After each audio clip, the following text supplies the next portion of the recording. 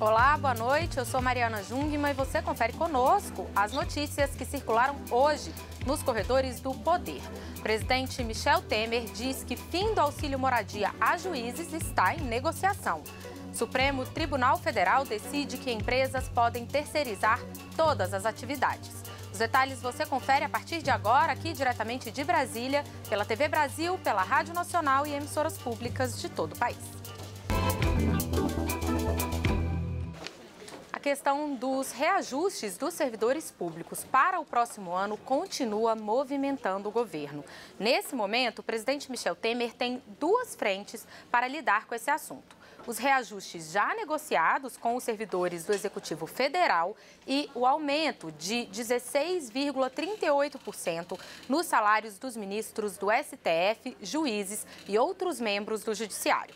Hoje, durante uma visita ao Rio de Janeiro, o presidente voltou a dizer que não pretende suspender o reajuste negociado com os servidores do Executivo, mas ressaltou que a questão ainda está em análise. Quanto ao Judiciário, no entanto, o presidente avisou que não será possível conceder o reajuste e manter o auxílio moradia que é pago atualmente. Na conversa que nós tivemos, eu disse, é impossível manter o aumento e o auxílio moradia. Isso tudo está em negociação. São conversas que estão se verificando neste momento. Nós faremos o melhor para que seja, digamos, que haja uma perfeita pacificação social sem onerar os cofres públicos. A gente lembra que esse reajuste do Judiciário foi aprovado pelos ministros do Supremo Tribunal Federal e causou bastante polêmica, inclusive porque acaba afetando todo o teto salarial do funcionalismo público federal, que passaria a ser de quase R$40 mil por mês. E essa polêmica, aliás, se soma a outra sobre justamente o pagamento do auxílio moradia para juízes, mesmo quando eles já possuem imóvel próprio. Bem, e nesse contexto, o presidente recebeu agora, no fim da tarde, o ministro Dias Toffoli, que assumirá a presidência do STF no mês que vem. Vamos então ao Palácio do Planalto falar com o repórter Paulo Leite, que acompanhou essa agenda. Boa noite, Paulo. A reunião aí já acabou? Oi, Mário, boa noite para você, boa noite para todo mundo. A reunião terminou há pouco e o resultado dessa reunião é isso que você falava, né? Foi confirmado esse ponto, o aumento para os juízes, né, para os ministros do Supremo Tribunal Federal, esse aumento aí de 16,38% está condicionado ao fim, portanto, do auxílio moradia. No fim aqui da reunião foi divulgada uma nota aqui pelo Palácio Planalto, uma nota curta, que eu vou ler agora. A nota diz o seguinte: mesmo após nova reunião com o ministro Dias Toffoli, vice-presidente do Supremo Tribunal Federal, que assume a presidência em 2 semanas, mantém-se tudo que foi afirmado pelo presidente Michel Temer hoje mais cedo no Rio de Janeiro. São as imagens que a gente viu há pouco, o pronunciamento inclusive do presidente Michel Temer sobre a manutenção do reajuste previsto para os servidores e também sobre auxílio moradia. Confirmado, portanto, o que a gente já esperava, né, Mari? Com você. Obrigada, Paulo Leite, trazendo então a notícia fresquinha lá do Palácio do Planalto para a gente. Olha, aí na passagem pelo Rio, hoje mais cedo, o presidente Michel Temer também falou sobre 2 assuntos: os 6 meses da intervenção federal na segurança pública do Estado e a crise dos venezuelanos que chegam ao Brasil por Roraima. Sobre a intervenção, o presidente acompanhou um balanço que foi apresentado pelo gabinete do interventor, o general Braga Neto, e declarou estar muito satisfeito com os resultados do trabalho até aqui.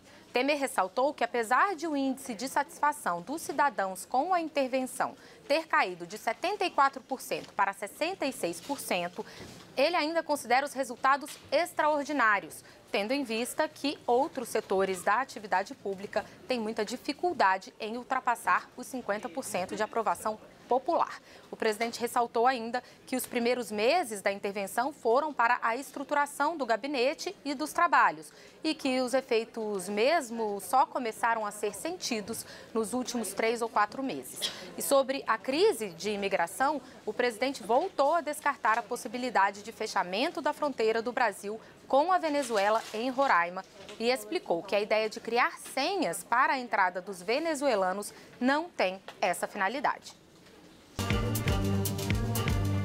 Sobre o foco administrativo, como há um ingresso muito grande de venezuelanos dia a dia, 700, 800, talvez haja a possibilidade de entrega de senhas para dois efeitos. Um primeiro é que há venezuelanos que vêm ao Brasil, a Roraima, apenas para comprar alimentos, remédios e voltam, né? Então, esta seria uma espécie, digamos, de senha. A outra senha é organizadora, de modo a permitir que a vacinação seja competente e correta, que os outros elementos de natureza humanitária sejam devidamente aplicados, até porque nós estamos começando mais abundantemente uma interiorização dos venezuelanos. E a gente sempre lembra aqui que essa situação da Venezuela não causa preocupação só no Brasil. Todos os países da vizinhança estão mobilizados sobre essa crise migratória, inclusive com relação às dificuldades que os venezuelanos estão enfrentando para deixar o país. Carolina Pimentel, por um lado, os vizinhos pedem que a Venezuela facilite a saída dos cidadãos e, por outro lado, o governo venezuelano diz que tem recebido pedido deles para voltarem à Venezuela, né? Boa noite. Isso mesmo, boa noite. Vamos explicar essa história, né? Hoje teve uma reunião na capital do Peru, Lima, e depois dessa reunião, representantes do Comitê Andino de Autoridades de Imigração, que reúne Bolívia, Equador, Colômbia e Peru, fizeram um apelo ao governo venezuelano para que facilite a emissão de documentos para quem quer deixar o país, como identidade, certidão de nascimento e passaporte. Também foram definidas prioridades para o tratamento dos imigrantes, troca de informações sobre o fluxo migratório e a busca de mecanismos de controle de imigração. Só que na Venezuela, o presidente Nicolás Maduro disse que há uma campanha de ódio e xenofobia contra os venezuelanos liderada pelo Peru. A Venezuela declarou que o governo, inclusive, tem recebido milhares de solicitações de ajuda de cidadãos que querem retornar ao país. Mas dizem que não podem divulgar essas informações para evitar retaliações contra os venezuelanos que desejam ser repatriados. O governo de Nicolás Maduro não divulgou dados oficiais sobre o deslocamento de cidadãos, mas estimativas independentes falam em algo em torno de 4 milhões de pessoas que fugiram do país nos últimos anos. E uma última informação da Venezuela é que milhões de pessoas na capital venezuelana, Caracas, estão sem energia elétrica há 2 dias por causa de um blackout. O governo de Nicolás Maduro fala em sabotagem. Agora é a terceira falha no fornecimento de energia em Caracas neste mês, Mariana. Obrigada, Carolina Pimentel. Bom, e a gente passa a falar então de segurança hoje, e a gente vai até o Rio de Janeiro, porque hoje teve operação que prendeu uma quadrilha formada por policiais civis, militares e bombeiros. Eles são acusados de extorquir dinheiro de comerciantes que trabalhavam de forma irregular. Então, falar com a Flávia Grossi, na nossa redação lá no Rio, que tem mais informações sobre esse caso para a gente. Boa noite, Flávia. Como é que funcionava esse esquema de extorsão aí? Boa noite, Mari. Boa noite a todos. Olha, esse esquema funcionava de uma forma bem simples, viu? A polícia localizava os infratores e, em vez de investigá-los e prendê-los, ela tentava tirar dinheiro desses criminosos. Essa operação foi batizada de Quarto Elemento e ela é resultado de uma investigação do Grupo de Combate ao Crime Organizado do Ministério Público do Rio, em parceria com a Secretaria Estadual de Segurança Pública. Nesta segunda fase, 48 pessoas foram denunciadas. Entre elas estão 24 policiais civis, 6 PMs, 2 bombeiros e um agente penitenciário. A intenção deles, segundo o Ministério Público, era ganhar dinheiro aí de forma ilícita. 2 delegados da Polícia Civil foram apontados como os cabeças dessa organização criminosa. São eles Rodrigo Santoro Nunes e o braço direito dele, Delmo Fernandes. Os 2 já estão detidos. Esses crimes foram praticados entre 2016 e 2017. Segundo as investigações, um informante relatava esses atos ilícitos para os agentes de segurança, que aí iam lá e extorquiam os infratores. Entre os alvos dessa quadrilha, Mariana, estavam agiotas, contrabandistas de cigarro e donos de postos que vendiam aí gasolina adulterada. E os lugares de extorsão eram os mais variados, segundo as investigações. Essas extorsões, elas aconteciam em vias públicas, nas residências e nos lugares de comércio das vítimas e até mesmo na própria delegacia. O Ministério Público aponta que os criminosos usavam viaturas policiais, armas e delegacias para dar continuidade a esse esquema. Os acusados vão responder por organização criminosa, extorsão e corrupção, entre outros crimes. Voltamos com você. Obrigada, Flávia Grossi, que fala com a gente do Rio de Janeiro. E de lá, então, a gente vai a São Paulo, porque uma juíza de lá de São Paulo negou de forma preliminar o pedido de bloqueio de bens feito pelo Ministério Público do Estado em uma ação contra Fernando Haddad. Quem traz mais informações para a gente é a Anne Zanetti, da nossa redação em São Paulo. Boa noite, Anne. Olá, Mariana, boa noite. Como você disse, a Justiça de São Paulo negou esse pedido feito pelo Ministério Público de bloqueio de bens do ex-prefeito de São Paulo e atual candidato a vice-presidente da República pelo PT, Fernando Haddad. O pedido foi proposto em ação civil de improbidade administrativa movida pelo promotor de justiça Wilson Tafner. Segundo esse promotor, Fernando Haddad teria recebido recursos não contabilizados em sua campanha eleitoral para prefeito e usado para pagamentos de dívidas de campanha. Os atos teriam sido praticados entre 2012 e 2013. A Comissão Executiva Nacional do PT considerou a denúncia como falsa, irresponsável e facciosa. Em sua decisão, a juíza Marici Maraldi, da 8ª Vara da Fazenda Pública do Estado de São Paulo, afirmou que faltam indícios suficientes para comprovar o risco iminente de dilapidação de patrimônio. A juíza estabeleceu prazo de 15 dias para que o acusado possa apresentar a defesa. Mariana. Anne, eu continuo a falar com você, mas agora sobre um outro assunto que a gente acompanha bastante aqui nos corredores do poder, que é sobre a privatização das distribuidoras da Eletrobras. E hoje, 3 empresas foram vendidas em leilão, né? Conta mais pra gente. É exatamente isso. O BNDES, que é o Banco Nacional do Desenvolvimento Econômico, vendeu hoje 3 empresas da Eletrobras em leilão que aconteceu na Bolsa de Valores aqui no centro de São Paulo. Não houve concorrência em nenhum dos casos. Cada empresa teve apenas uma proposta. A Energisa arrematou 2 distribuidoras, a Companhia de Eletricidade do Acre, a Eletroacre, e as Centrais Elétricas de Rondônia. E o consórcio Oliveira Energia comprou a Boa Vista Energia, que é distribuidora no estado de Roraima. O ministro de Minas e Energia, Moreira Franco, disse que a venda das distribuidoras da Eletrobras é uma medida para corrigir as distorções entre os consumidores de diferentes regiões do país. Para o consumidor, a conta de luz nos estados em que houve a privatização pode ficar de 2% a 3% mais barata. Mariana. Obrigada, Anne Zanetti, falando conosco da nossa redação em São Paulo. No próximo bloco, a gente traz notícias para você do Supremo Tribunal Federal e também sobre educação. Daqui a pouquinho a gente já volta. Olá, eu sou Mariana Jungmann e você confere conosco as notícias que circularam hoje nos corredores do poder. E a gente retoma o nosso noticiário já indo direto ao Supremo Tribunal Federal conversar com o repórter Daniel Ito, que acompanhou os julgamentos por lá hoje. Daniel, finalmente nós tivemos uma decisão aí no Supremo sobre o alcance da lei que regulamentou a contratação de funcionários terceirizados, né? Boa noite.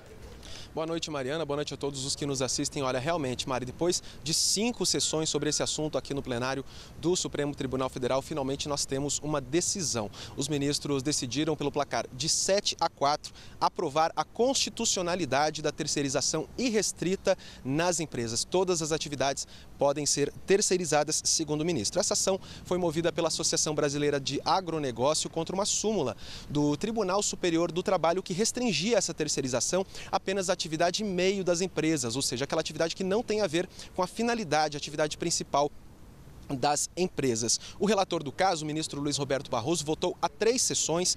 Ele votou a favor da terceirização, afirmou que a súmula do TST fere a liberdade de concorrência e a liberdade das empresas organizarem as suas atividades. A divergência foi aberta pelo ministro Edson Fachin, também a 3 sessões. Ele afirmou que a terceirização precariza as relações de trabalho e, por isso, segundo ele, ela deve ser restrita à atividade meio. Na sessão de hoje, restavam apenas 2 votos. O primeiro a votar foi o ministro Celso de Mello, que votou a favor da terceirização. Ele lembrou que o Brasil possui cerca de 13 milhões de desempregados e cerca de 40 milhões de pessoas que trabalham na informalidade. Para ele, a terceirização pode abrir novas oportunidades de emprego formal para essas pessoas. O entendimento foi acompanhado pela presidente do Supremo, a ministra Carmen Lúcia, que foi a última a votar, portanto, sacramentando o placar em 7-4 a favor da terceirização irrestrita nas empresas. Restam apenas os embargos de declaração para definir como exatamente isso será aplicado na sociedade. E depois de 5 sessões, nós temos finalmente uma decisão. Os ministros consideraram razoável, visto que se trata de um tema sensível à sociedade brasileira, por tratar de economia, emprego e relações de trabalho. Mari? Obrigada, Daniel Ito, falando conosco do Supremo Tribunal Federal. E olha, essa questão da terceirização, ela é muito importante porque tem impacto direto no mercado de trabalho brasileiro. Hoje, inclusive, o IBGE divulgou queda no índice de desemprego de 12,9% para 12,3%, mas que ainda abrange 12,9 milhões de pessoas. E a gente passa a falar, então, de emprego, a gente passa a falar em educação e aí sobre a avaliação da educação básica no Brasil. E os dados divulgados hoje pelo Ministério da Educação também são motivo de preocupação. Vamos até então à Rádio Nacional falar com a Jéssica Gonçalves, porque, Jéssica, o quadro de desempenho dos estudantes, tanto no ensino fundamental quanto no médio, é muito grave, né? Conta pra gente sobre esses números. Boa noite. Boa noite, Mariana. Sim, é muito grave. Nesta quinta-feira, o Ministério da Educação divulgou os resultados do último Sistema Nacional de Avaliação da Educação Básica, SAEB, aplicado a estudantes do 5º e do 9º ano do ensino fundamental e também do 3º ano do ensino médio. Cerca de 77% dos estudantes participaram das provas, totalizando cerca de 5,5 milhões de alunos de 73 mil escolas. Durante a apresentação dos números, o ministro da Educação, Rocieli Soares, disse que a defasagem dos estudantes brasileiros começa cedo. Para ilustrar esse problema, o ministro mostrou uma questão que faz parte da última avaliação nacional da alfabetização, ANA, aplicada a estudantes de 8 anos. Essa questão pergunta quantos balões o palhaço ganhou. De acordo com o ministro, 2 em cada 10 crianças não conseguem responder corretamente a questão, que exige apenas a contagem até 9. Rocieli disse que o ensino médio está falido e que os governantes e a sociedade precisam priorizar a educação.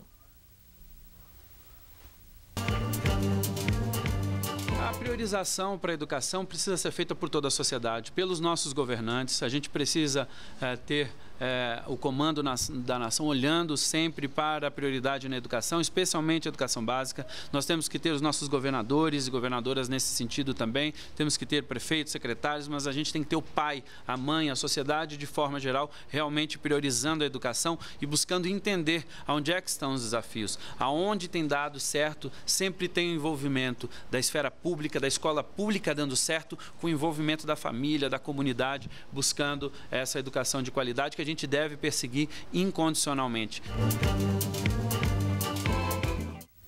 Na avaliação do SAEB, o ensino médio concentra os piores resultados. A etapa mostra estagnação desde 2009. Os estudantes brasileiros estão, em média, no nível 2, considerado insuficiente pelo MEC.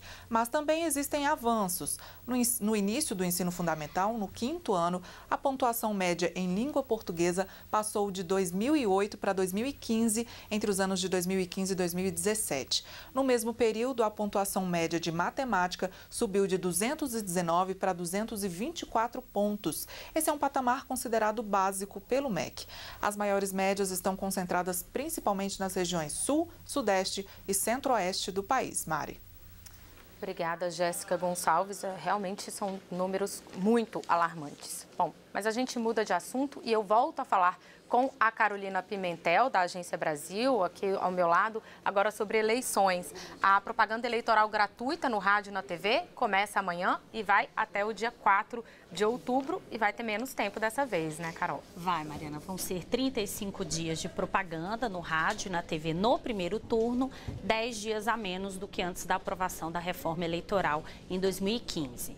Onde tiver segundo turno, a veiculação vai do dia 12 de outubro até o dia 26 de outubro, 15 dias de propaganda. Os programas dos candidatos a presidente e deputados federais vão ao ar às terças, quintas e sábados, no rádio pela manhã e à tarde. E na TV vão ao ar à tarde e à noite. Já a propaganda dos candidatos a governador, senador e também deputado distrital e estadual vão ser exibidas nas segundas, quartas e sextas. Não tem propaganda política aos domingos. A gente continua falando de eleições porque o Tribunal Superior Eleitoral divulgou que os presidenciáveis arrecadaram 95 milhões e meio de reais para as campanhas. O maior volume, quase metade do total, é de Geraldo Alckmin, do PSDB.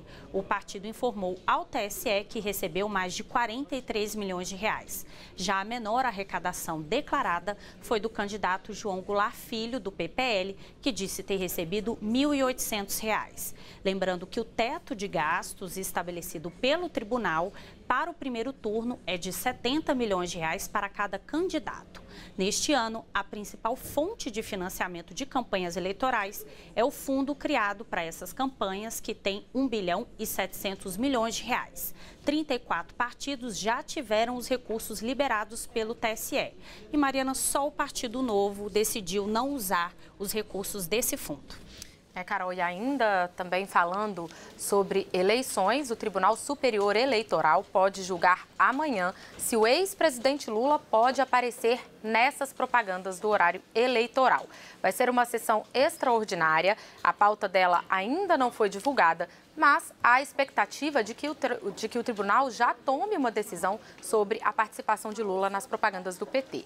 Em teoria, o tribunal já pode até mesmo decidir nessa sessão de amanhã sobre o registro da candidatura do ex-presidente, porque os advogados de Lula entregam hoje a defesa dele contra as impugnações da candidatura. No entanto, como essa defesa tem mais de 200 páginas e traz documentos novos, os advogados apostam que a decisão sobre o registro não deve acontecer amanhã. Outras impugnações, no entanto, podem entrar na pauta. Há contestações às candidaturas de Geraldo Alckmin e Jair Bolsonaro. Enquanto isso, o ministro Tarcísio Vieira, do próprio TSE, negou hoje um pedido do Instituto Democracia e Liberdade para que o ex-presidente Lula seja excluído das pesquisas eleitorais. O ministro considerou que o pedido foi feito fora da hora e não é mais possível alterar a resolução do tribunal que determinou a inclusão de todos os candidatos à presidência nas pesquisas eleitorais. Olha, e uma das principais preocupações para as eleições de outubro é a disseminação de notícias falsas, as chamadas fake news. Um grupo de trabalho no Tribunal Superior Eleitoral chegou a elaborar a minuta de uma resolução sobre o tema, mas o documento não foi votado. Hoje, o assunto é abordado dentro da resolução sobre propaganda eleitoral, que prevê a retirada do conteúdo e multa em caso de divulgação de notícias falsas. Sobre esse assunto, nós conversamos agora com Roberto Fernandes, da redação da TV Brasil no Maranhão. Ele tem informações sobre uma pesquisa feita nos Estados Unidos que mostra que os jovens são quem mais compartilham esse tipo de conteúdo. Boa noite, Roberto. Boa noite, Mariana. A pesquisa do Instituto Tecnológico de Massachusetts revela que os jovens estão mais propensos a compartilhar o fake news, e por duas razões. Primeiro, porque são mais ativos nas redes sociais, e segundo, porque checam menos a veracidade do conteúdo dessas informações. Entre os entrevistados, a chamada geração Z, que são aqueles que nasceram entre 1990 a 2010, 6 em cada 10 leem apenas o título da informação. 4 em cada 10 compartilham sem checar. E 3 em cada 10 são influenciados pelos familiares. A geração Y, que são aqueles que nasceram durante a década de 80, essa geração é mais cuidadosa. elas checam mais de uma fonte de uma mesma informação. E, por fim, a geração X, que são aqueles que nasceram antes dos anos 80, esses são influenciados por intelectuais e, na sua maioria, lê a notícia até o seu final. Mariana. Obrigada, Roberto Fernandes. Olha, e antes de terminar o programa, a gente vai voltar a falar aqui com a Carolina Pimentel sobre uma notícia importante que tem causado bastante preocupação. É que o Brasil vem passando por um surto de sarampo, né, Carol? Foram mais de 1.500 casos confirmados até o último dia 28. A maior parte em Roraima e no Amazonas, né? Mariana, e para completar esse quadro, o Ministério da Saúde divulgou os dados e dados divulgados pelo Ministério apontam o seguinte, que 12 estados estão com a cobertura vacinal abaixo da média nacional para sarampo e poliomielite, também conhecida como paralisia infantil. A campanha de vacinação acaba amanhã e até agora só 72,9% do público-alvo foi vacinado. A gente lembra que devem ser imunizadas todas as crianças de 1 ano a menos de 5 anos de idade, mesmo as que já tenham recebido a vacina contra essas doenças. A única exceção é para quem foi vacinado nos últimos 30 dias, Mariana. Obrigada, Carol. E a gente lembra que essa e outras notícias que a Carolina Pimentel e todos nós demos aqui hoje estão em agenciabrasil.ebc.com.br. Você também tem mais informações nos nossos noticiários. Para você, uma ótima noite. A gente te espera de novo aqui amanhã. Até lá.